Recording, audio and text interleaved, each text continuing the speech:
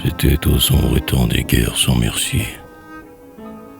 Les cadavres hideux couvraient le sol durci par la neige et souvent se balançaient aux branches. Quiconque, en cet hiver, parmi les plaines blanches, se fut aventuré la nuit, eût entendu un arbre secouait dans l'ombre son pendu. Dans un bourg entouré de marais insalubres, il bâtit de maisons noires, basses, lugubres, que la faim, le froid couvrait de leurs linceuls. Un étrange vieillard passait. Il était seul, abandonné des siens. Il allait à Genève. Cet homme, poursuivi, traqué sans nulle trêve, avait nom d'Aubigné. Le deuil avait écrit sur son front soucieux que c'était un proscrit.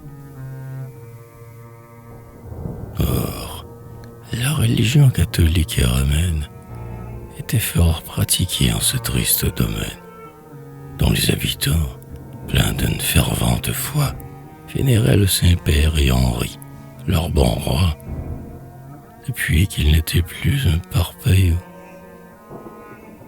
Naguère, ayant été pillés par des hommes de guerre, qui leur prirent gaiement leurs femmes et leurs veaux, ils avaient juré à un éternel calvin.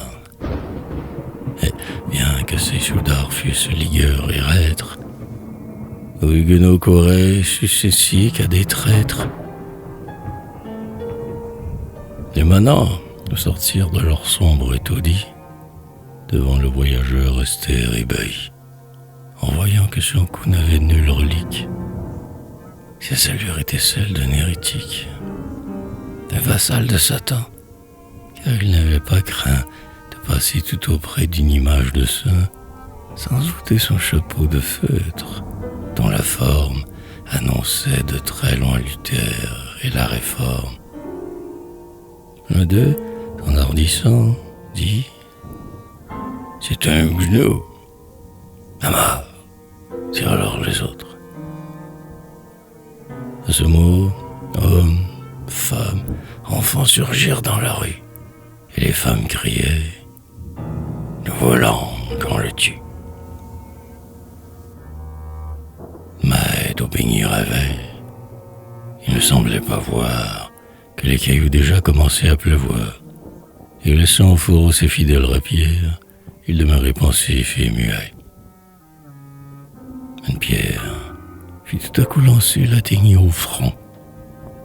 Le proscrit tressaillit d'abord à cet affront, puis, se rassérénant et tourné vers les drôles, sourit sans amertume en haussant les épaules.